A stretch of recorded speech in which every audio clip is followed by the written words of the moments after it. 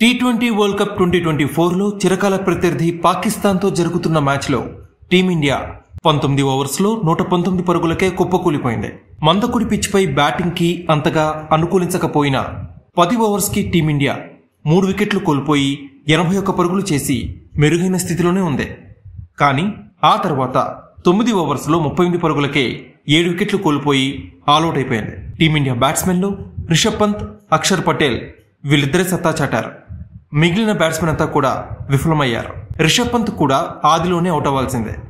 కానీ రిషబ్ పంత్కి ఇవాళ అదృష్టం విపరీతంగా కలిసొచ్చింది. దాదాపు 5 సార్లు అవుట్ అయ్యే ప్రమాదం నుంచి బయటపడ్డాడు. కానీ భారీ స్కోర్ మాత్రం సాధించలేకపోయాడు. ఇక పాకిస్తాన్ బౌలర్స్లో నసీం షా, హారిస్ రౌఫ్ చెరో 3 వికెట్లు, మహమ్మద్ అమీర్ 2 వికెట్లు పడగొట్టారు.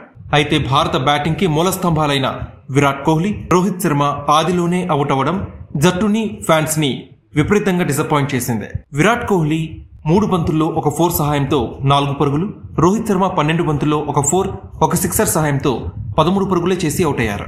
విపరీతమైన ఎక్స్పెక్టేషన్స్, ఒత్తిడితో కూడిన మ్యాచ్లో విరాట్ కోహ్లీ, రోహిత్ శర్మలో ఒకరైనా సరే ఓ ఎండ్లో నిలబడాల్సిందే.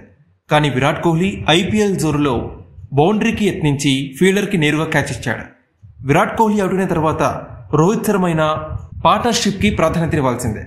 కానీ తన ట్రేడ్ మార్క్ షాట్తో 6 కొట్టాలని భావించి బంతిని గాల్లోకి లేపి సునాయాసంగా పెవిలియన్కి చేరాడు. 3 ఓవర్స్ లోపే సీనియర్లు డగౌట్లో కూర్చోవడంతో ఒత్తిడంతా కూడా యువ క్రికెటర్స్ పై పడింది. రిషబ్ పంత్, అక్షర్ పటేల్ ఇన్నింగ్స్ ని చక్కదిద్దడానికి ప్రయత్నించినా బలమైన పాకిస్తాన్ దళం ముందు ఎక్కువసేపు నిలబడలేకపోయారు. ఏదేమైనా యుఎస్ఏతో ఓటమి తర్వాత పాకిస్తాన్ గట్టి కంబ్యాక్ ఇచ్చిందని చెప్పుకోవాలి.